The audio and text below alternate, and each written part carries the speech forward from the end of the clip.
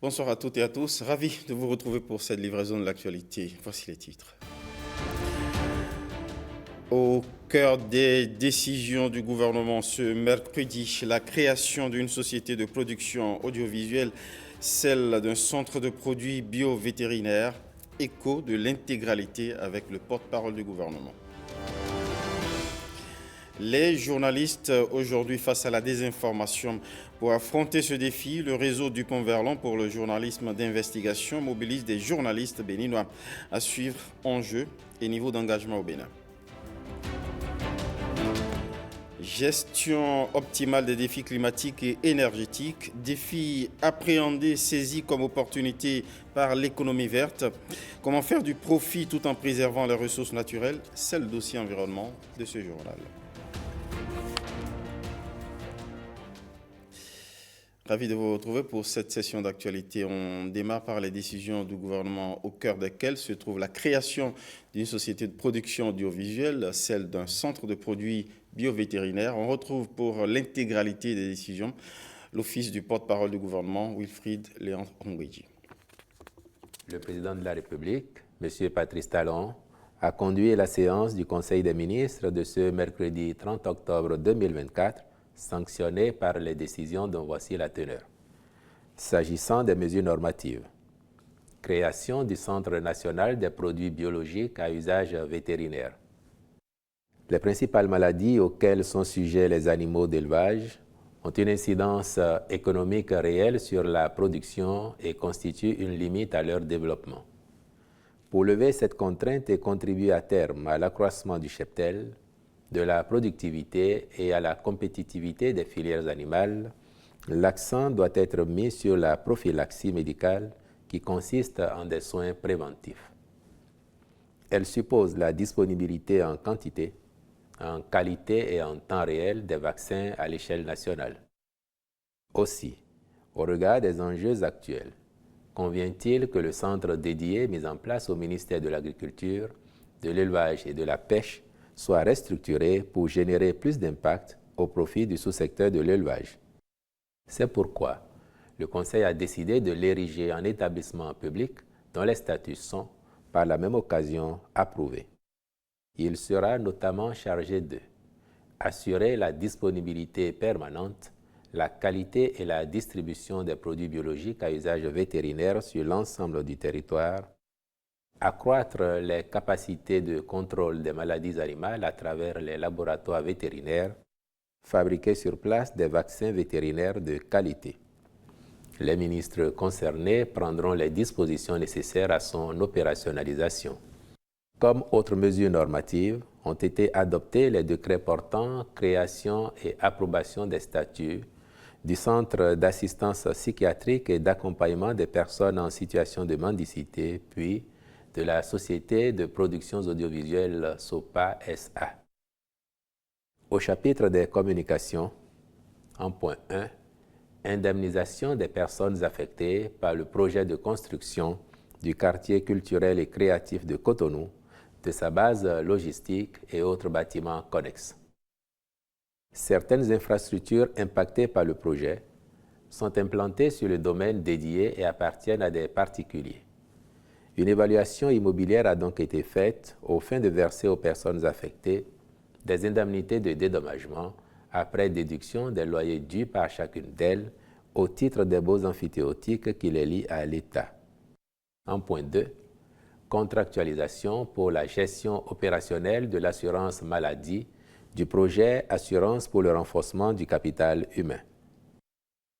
Dans le but de réduire considérablement les inégalités de genre et le faible accès des personnes démunies à la sécurité sociale, le gouvernement a opté pour le déploiement de l'assurance maladie obligatoire à tout résident sur le territoire national à travers la mise en œuvre du projet Assurance pour le renforcement du capital humain.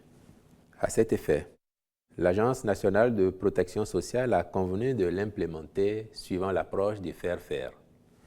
Les diligences entreprises à cette fin ont permis de retenir une structure expérimentée, faisant ses preuves sur le continent, offrant une couverture fonctionnelle complète qui inclut la gestion des adhésions et des sinistres, l'émission des factures, le tout en tenant compte des besoins spécifiques de l'agence, du niveau de connectivité des formations sanitaires béninoises et s'engageant pour la digitalisation complète du processus de prise en charge des dits sinistres. Le Conseil a marqué son accord pour la signature d'un contrat avec cette structure qui devra, dans un délai de 6 mois, s'installer et procéder au lancement de ses activités. En point 3, mission de contrôle technique. Dans le cadre du projet de construction de Semesiti, dans la commune de Ouida, phase 1. Pour rappel, le dit projet vise à promouvoir le développement d'une économie du savoir et de l'innovation, pourvoyeuse d'emplois et de richesses, offrant un cadre favorable et attractif pour plusieurs types de partenaires. Ceux-ci comprennent les écoles et universités, les laboratoires et centres de recherche, les incubateurs d'entreprises innovantes, de même que des communautés d'étudiants, de chercheurs, d'enseignants, de professionnels, d'entrepreneurs et d'investisseurs aussi bien béninois qu'étrangers. En vue du démarrage imminent des travaux de construction, il est fortement recommandé de recourir à un bureau de contrôle technique dès la phase d'avant-projet détaillé afin de s'assurer du respect des normes de construction et de sécurité des personnes dans les bâtiments recevant du public. À cet effet, le Conseil a autorisé la contractualisation avec un cabinet spécialisé dont les missions porteront essentiellement sur les volets sécurité des personnes, solidité des ouvrages, accessibilité des personnes handicapées, fonctionnement des installations, vérification des exigences d'isolation acoustique dans les bâtiments autres que ceux d'habitation. Sont également prises en compte la vérification des installations électriques avant mise sous tension, l'isolation thermique et les économies d'énergie dans les bâtiments, l'environnement, l'hygiène et la santé. Je vous remercie. La Haute Cour de justice face au déficit, voire au dilemme de sa vocation judiciaire. Et rien de tel que 5 jours de retraite à Agoué pour interroger la fonction juridictionnelle de la Haute Cour de justice. Va-t-on assister à un nouveau départ? État d'esprit et objectifs enfourchés par les acteurs de cette haute instance républicaine avec Évariste Zoumarou et Samira Tchabimane. Faire de la Haute Cour de justice une institution rénovée, judiciairement opérationnelle et au cœur de la redevabilité démocratique, une ambition des juges née d'un constat. La procédure, telle que prévue depuis la phase de la saisine ou depuis l'absence de phase de saisine jusqu'à la mise en accusation, reste complexe et ambiguë, entravant la réalisation de sa mission juridictionnelle, rendre justice. Car une juridiction ne peut valablement exister que lorsqu'elle rend des décisions. Le séminaire d'Agoué a pour but de rassembler les outils nécessaires à l'opérationnalisation du fonctionnement juridictionnel de cette institution spéciale. Il s'agit d'identifier les pistes d'activation du fonctionnement juridictionnel de la Haute Cour de justice, de renforcer son ancrage institutionnel et d'assurer sa visibilité auprès de nos concitoyens. Avec rigueur, pragmatisme et audace, nous trouverons ensemble les pistes d'amélioration du mécanisme de redevabilité dans notre pays. Dans un état de droit, nul n'est au-dessus de la loi. Voilà pourquoi il existe une juridiction constitutionnelle pour juger nos gouvernants qui ne peuvent pas être traduits pour les actes qu'ils ont commis dans l'exercice de leur fonction politique, qui ne peuvent pas être jugés par des tribunaux ordinaires. Que cette réflexion puisse aboutir à des améliorations de la procédure au niveau de la loi organique de la Cour de justice pour faciliter la saisine de la Cour, pour faciliter l'instruction et pour permettre aussi un jugement équitable. La Haute Cour de justice du Bénin espère, à travers ce séminaire de 5 jours, accompagner le gouvernement dans la concrétisation de son ambition de réformer cette haute juridiction en faveur de l'enracinement de la redevabilité au Bénin. Un enseignant dans chaque discipline face aux élèves d'une classe. Vieux défi des déserts pédagogiques dans l'offre éducative nationale. Comment le gouvernement pointe-t-il ce défi du taux de couverture en enseignants au Bénin? Face aux caméras de la reddition de comptes, le ministre Kwarou Yves Tchabi se prononce. Il revient aussi sur l'objectif de circonscrire à 30% la proportion d'élèves orientés dans l'enseignement général. On va l'écouter. Depuis 2016, le sous-secteur de l'enseignement secondaire a connu de nombreuses avancées d'après son responsable. Vous observez que depuis quelques années, le temps scolaire est vraiment respecté. Il n'y a plus de grève intempestive. C'était la principale cause. Les apprenants et surtout les enseignants se donnent au travail. Vous allez aussi constater qu'il y a un regain de confiance vis-à-vis de l'école publique. Par le passé, les parents d'élèves, y compris peut-être vous et moi, nous envoyions systématiquement nos enfants dans le privé parce qu'il se posait des problèmes de confiance. La confiance est revenue et aujourd'hui, les parents d'élèves inscrivent les enfants dans le public sans problème. Un autre changement notable dans ce sous-secteur concerne la réduction des marges d'erreur. Nous gérons avec précision, nous mettons à contribution le numérique pour faire de la gestion efficiente, donc nous gagnons en temps, en énergie, et cela peut se constater à plusieurs niveaux, que ce soit au niveau des examens, que ce soit au niveau du suivi des enseignants, du suivi des programmes scolaires. Pour le moindre papier, un apprenant pouvait quitter des centaines de kilomètres, quitter carrément pour venir jusqu'à Porto-Novo, rien que pour prendre une attestation. Aujourd'hui, c'est révolu. Pour accueillir le nombre croissant d'apprenants, le gouvernement n'a pas ménagé ses efforts. Avant 2007, nous avions au total environ 16 000 infrastructures, scolaires confondues. En l'espace de quelques années, nous en avons ajouté plus de 1000. Et nous comptons en faire davantage. Et tout ça, là, c'est des réceptacles pour accueillir donc, le flux d'apprenants qui vient.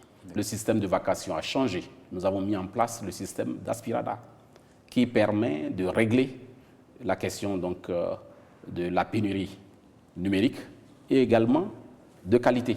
En 2016, nous étions à environ 61 milliards d'investissements dans le sous-secteur.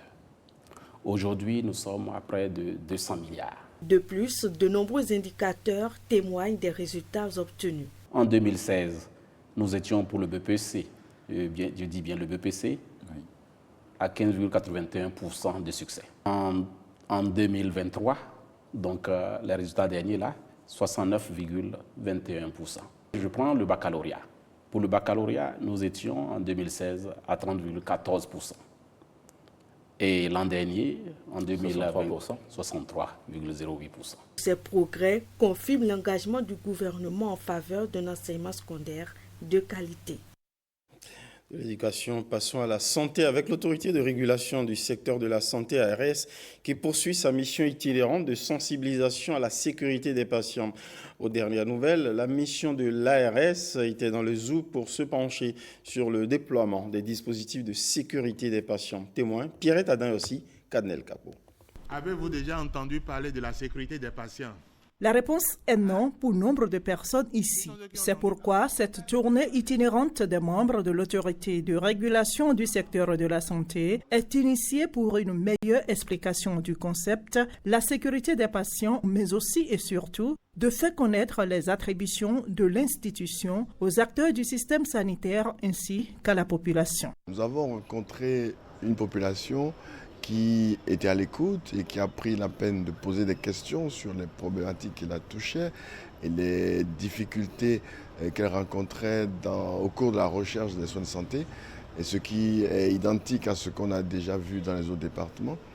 Et enfin, les acteurs du secteur de la santé qui, eux, ont montré leur inquiétude dans les modalités de déploiement et de mise en œuvre et certains aspects pour approfondir la compréhension qu'elles ont de ce secteur. Surtout, elles ont évoqué qu'elles se sentaient un peu fragilisées, mais nous les avons rassurées que ce dispositif était aussi bien pour assurer la sécurité des patients que des professionnels du secteur de la santé. L'arrivée de cette mission nous a permis de connaître d'abord la structure, ce que c'est que l'autorité de régulation du secteur de la santé, comment ça fonctionne, et puis aussi la partition que nous devons jouer en tant que représentants de la communauté et aussi les bénéficiaires directs qui sont les patients. Ils nous ont montré tout ça là, on est fiers de leur arrivée. L'autorité de régulation du secteur de la santé a pour mission de veiller à la réalisation du droit à la santé pour tous par l'amélioration continue de l'offre et de la qualité des soins. Après l'étape du zoo, la délégation est attendue dans le département du Mono. De la sécurité en santé publique, passons à la sécurité alimentaire. Elle passe par l'accès à de l'eau propre à consommer, de l'eau potable. Tiens, bonne nouvelle pour les écoles à cantine des communes de Dassa, Savalou et Ouessé dans le département des Collines. Grâce au projet eau potable pour école à cantine, des ouvrages d'eau ont été réceptionnés. Témoin, Simon Villon, Blaise Adampo. Préparer les repas chauds de la cantine scolaire, se laver les mains avec de l'eau potable et étancher sa soif. Ces précieux gestes du quotidien, hier casse-tête, deviendront banals ici, dans les écoles primaires publiques à cantine des communes de Ouessé, de Savalou et de Dassazoumen. Nous sommes dans les collines où l'eau potable filtrait jusque-là difficilement des forteresses rocheuses. Elle coule des robinets au grand bonheur des bénéficiaires. Le projet PPEC, entendez, projet eau potable pour école à cantine, est une initiative du gouvernement du Bénin, en plus des investissements structurels envisagés pour l'accès à l'eau potable, en vue de desservir de façon spécifique les écoles à cantine pour s'assurer qu'au côté du repas quotidien, qu'il y ait de l'eau pour accompagner et étancher la soif des élèves et écoliers. Chaque école est dotée d'un poste d'eau autonome de 8 mètres cubes qui alimente aussi le village à proximité. C'est vrai que le projet est destiné pour l'école, mais on ne peut pas donner l'eau à l'école et priver la population. Donc on dote la population d'une bonne fontaine selon que le réseau est passé. Donc il y a des zones où nous avons donné 2 bonnes fontaines parce que le réseau traverse 2 localités pour quand même que la localité et la population puissent s'approvisionner en eau potable pour bénéficier du projet de l'école. Dans le département des Collines, 6 écoles sont rafraîchies par l'eau potable du projet dédié. Des frustrations de la rareté, la joie de la disponibilité de l'eau potable est manifeste dans les différentes écoles primaires publiques. Nous souffrons énormément d'eau potable par le passé. Depuis quelques mois, la donne a changé. À cause de ce joyau, actuellement il y a de l'eau. Il y a de l'eau, nous utilisons en permanence l'eau ici. Et ça c'est pour la préparation de la cantine. Avant, les bonnes dames souffraient, ou bien on demande aux enfants d'aller chercher un peu de l'eau chez eux, de la maison pour l'école, avant qu'on aille faire de cuisine à eux. Mais aujourd'hui, tout est bon, on trouve de l'eau, on ne se gêne pas. Toutes les bonnes dames qui nous font la cuisine aussi sont très contentes, elles ne se gênent pas trop également. Une fois les postes d'eau réceptionnés, on pense déjà à la prochaine étape, leur transfert à l'opérateur Milaye pour en assurer une bonne gestion.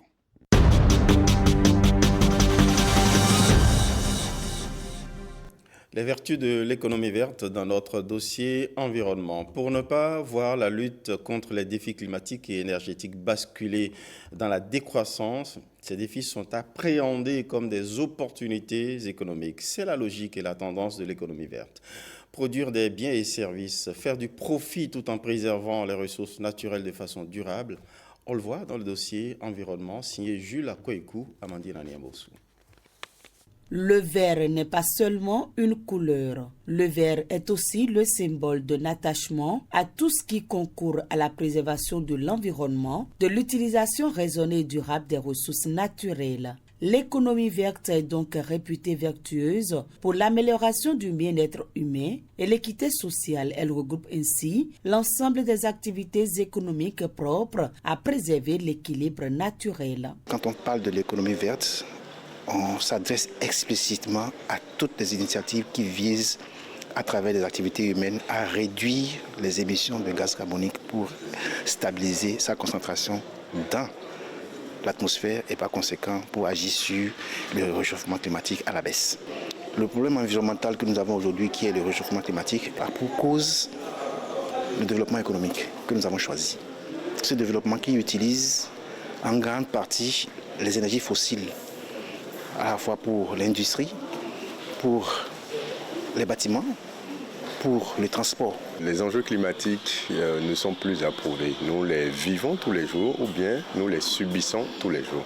L'économie verte s'inscrit donc dans le développement durable. Elle s'appuie sur les piliers économiques et environnementaux et intègre la dimension sociale du développement durable. Elle ne s'appuie que sur des ressources que la Terre est en capacité de renouveler. La logique de l'économie verte oblige à ne pas consommer plus que ce que les écosystèmes naturels peuvent fournir. Le principe fondamental de l'économie verte, c'est la durabilité. En dessous de ce principe, nous avons par exemple l'efficacité des ressources qui suppose que tout ce que nous utilisons comme ressources, un jour ces ressources-là s'épuisent. Donc il faut les recycler, les réutiliser. Il y a aussi le principe de la faible émission du CO2, parce que sans quoi il y a un impact négatif sur l'environnement.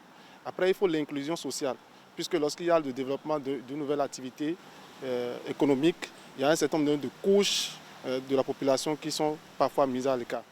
Et puis enfin, et ce qui est très important, c'est la préservation de l'écosystème, de l'habitat naturel. Il faut dire que ce n'est pas à partir d'aujourd'hui que nous parlons d'économie verte. Depuis, nous avons commencé par constater que l'État favorise un écosystème qui permet aux entreprises, par exemple les entreprises qui font du charbon écologique, il y en a qui font de l'agriculture durable. Et nous pensons que l'environnement est vraiment favorable pour le développement de l'économie verte au Bénin. Vous verrez que dans la plupart des projets qu'on finance aujourd'hui, il y a toujours un volet environnemental, social. Le financement existe et nous devons être capables, citoyens républicains que nous sommes, d'aller le capter et de le mettre à profit de toute la nation. Et pour développer nos entreprises aussi. L'économie verte s'impose comme une opportunité pour l'Afrique. Elle peut favoriser sa croissance au regard de son énorme patrimoine de ressources naturelles. Le Bénin peut tirer beaucoup parce que les opportunités existent. Changer d'habitude n'est pas facile. Il nous faut nous organiser et nous mettre en ordre pour tirer ces ressources, notamment en mettant à disposition ou à contribution la recherche. Il y a un défi aussi de créer les capacités, les ressources humaines capables d'accompagner cette transition, parce que l'emploi des jeunes et la spécialisation des métiers aujourd'hui est un enjeu dont nous avons besoin pour la nation. Les pays africains gagneraient aujourd'hui à tirer parti des innovations, des technologies nouvelles et des nouveaux modèles économiques qui optimisent l'utilisation des ressources naturelles.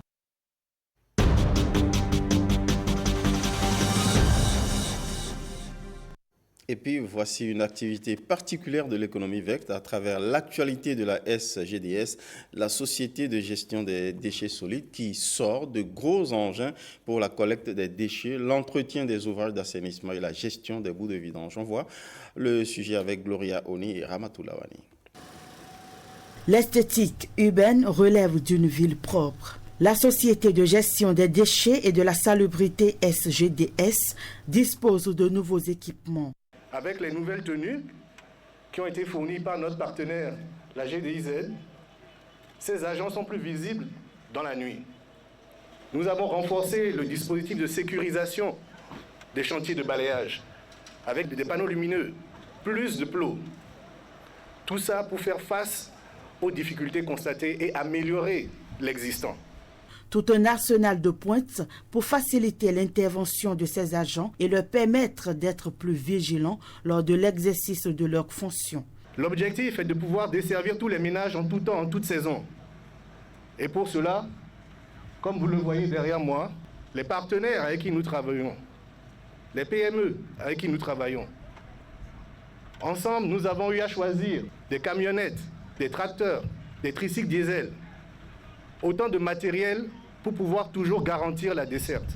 Nous avons trouvé une solution idéale qui est l'adaptation de tracteurs avec des remorques, des tracteurs qui baignent facilement et qui ont un accès plus facile à des zones difficiles. Ces engins sont conçus pour collecter les déchets dans les zones les moins accessibles. La Société de gestion des déchets et de la salubrité adopte des pratiques innovantes pour satisfaire les populations.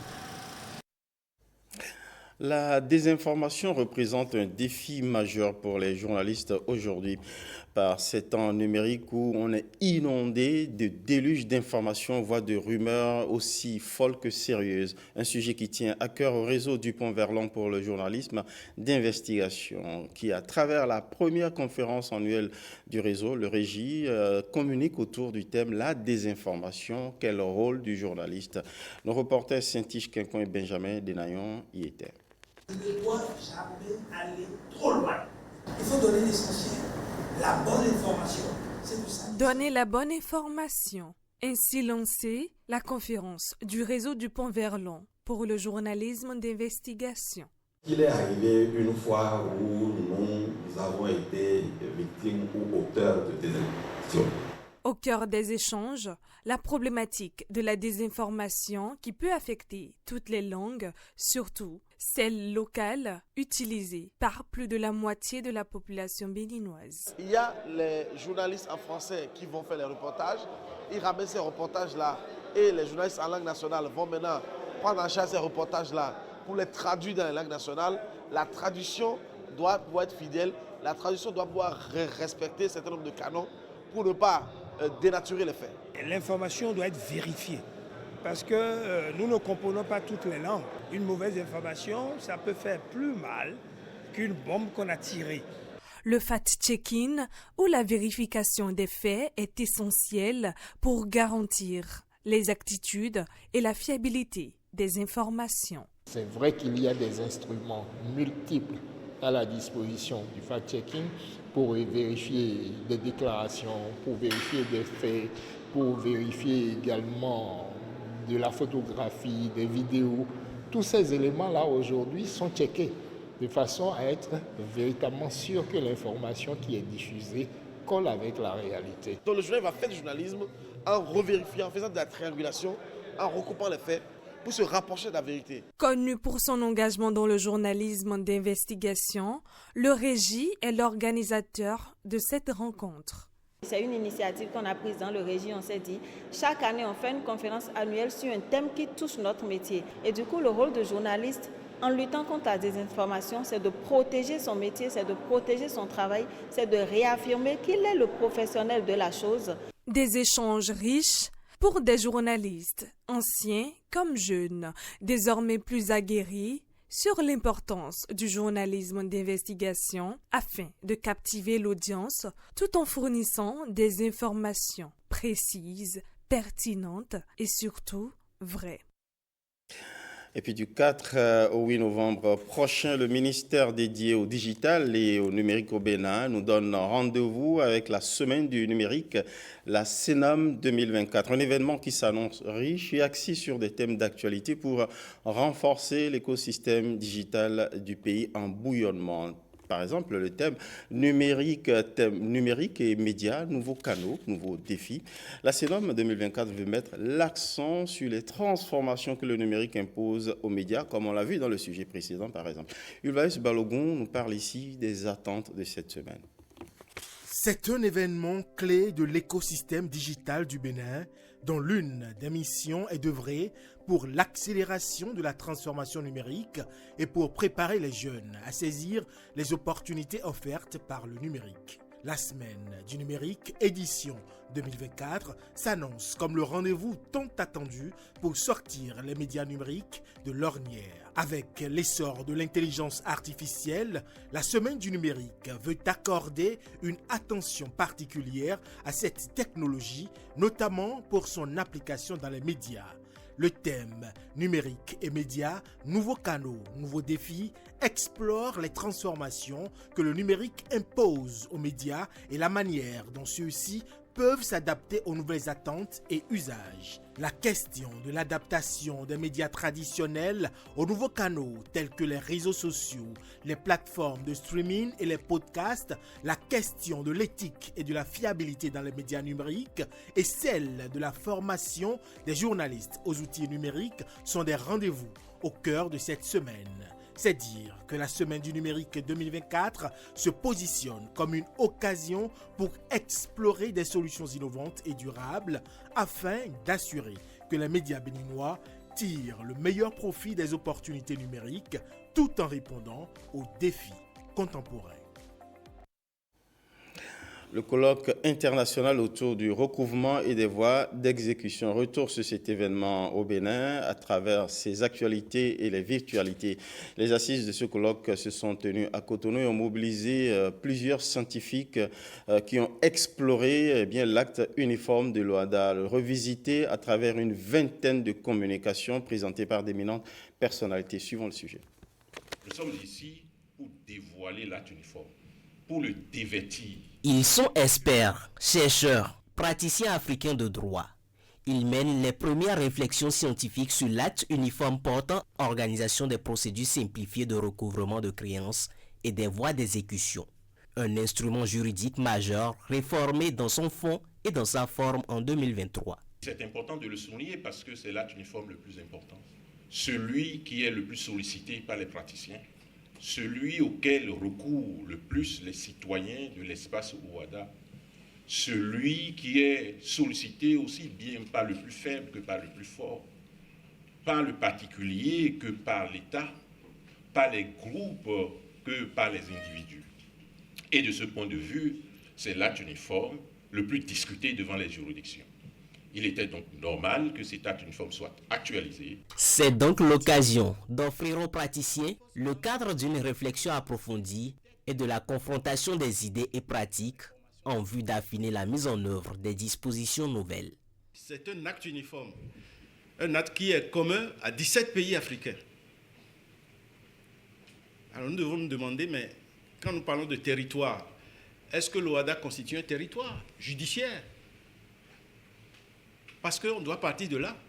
Si nous parlons d'exécution interne, d'exécution internationale, nous devons d'abord préciser si l'OHADA constitue pour nous un territoire pour l'exécution des décisions qui sont rendues, tout au moins sur la base des tests communs.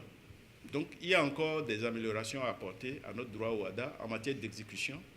Vu déjà les personnalités ici présentes, je ne doute pas du tout que ce colloque international sera un succès et les résultats seront exploitables et exploités.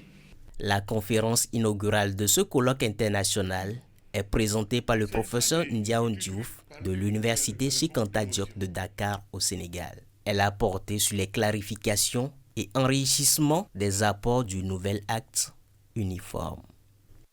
D'un événement à l'autre, plutôt un double événement en un cette fois-ci à travers la cérémonie de remise du prix d'excellence de la ceinture et de la route de la soie.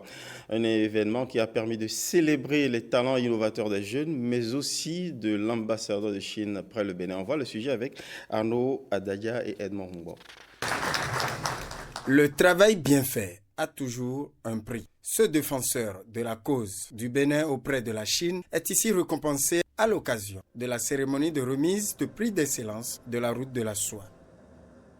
On ne peut pas penser aux jeunes qui sont les grands cadres de demain sans faire en sorte que les entreprises prennent corps, que les start-up soient encouragés. Pour que cela soit ainsi, ça passe par un ensemble de critères, d'étapes, dont l'étape fondamentale, c'est le sérieux au travail. Permettez-moi de remercier chaleureusement Son Excellence, Monsieur l'ambassadeur de la République populaire de Chine, notre partenaire traditionnel depuis 2019.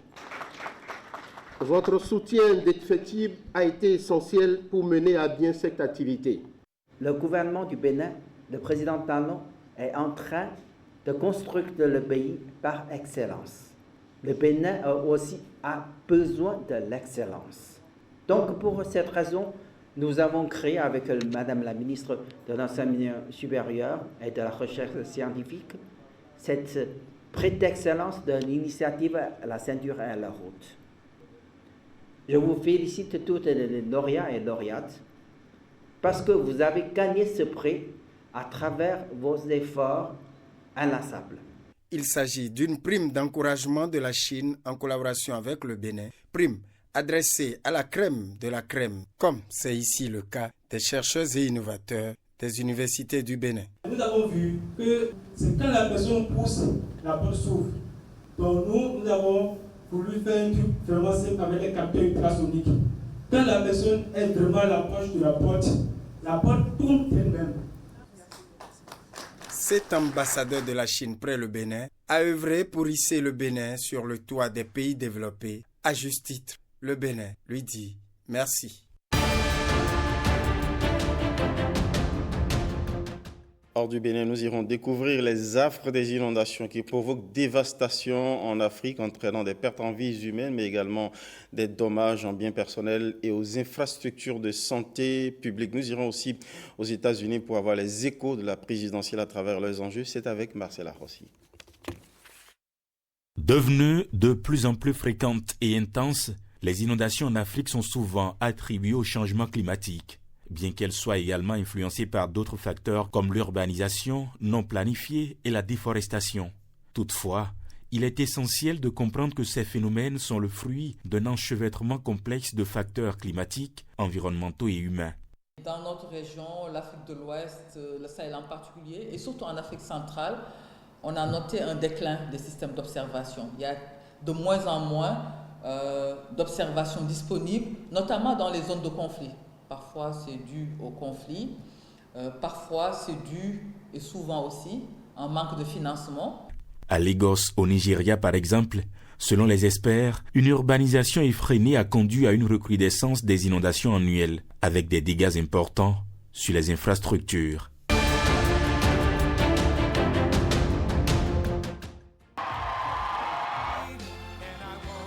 La présidentielle américaine de 2024 s'articule autour de plusieurs enjeux majeurs qui façonnent le débat public. Entre Kamala Harris, la candidate démocrate, et Donald Trump, le candidat républicain, la campagne se resserre. Alors que le scrutin est prévu pour le 5 novembre, les deux candidats sont au coude à coude, notamment dans les swing states décisifs, comme la Pennsylvanie, le Michigan et la Géorgie. Dans ces États, les écarts sont minimes, avec souvent moins d'un point de différence entre les deux. Harris a réussi à obtenir le soutien de plusieurs figures influentes, y compris Arnold Schwarzenegger, en tentant de séduire les républicains modérés et les indécis. Elle mise également sur une campagne marquée par des rassemblements symboliques comme celui au National Mall à Washington, soulignant sa volonté de contraster avec Trump sur la question de la gouvernance et de la réconciliation nationale. De son côté, Trump intensifie ses efforts pour mobiliser ses partisans en se présentant comme infatigable malgré les critiques sur son état physique et mental. Il reste populaire parmi une large base républicaine, bien que les scandales et polémiques continuent de peser sur sa candidature. La situation reste incertaine à quelques jours du vote et les résultats pourraient dépendre largement de la mobilisation dans les États clés. C'est sur ces séquences, quelques séquences de la marche du monde à travers des endroits du monde que prend fin ce journal. Merci pour votre inusable fidélité. Merci à toutes les équipes. Bonsoir chez vous.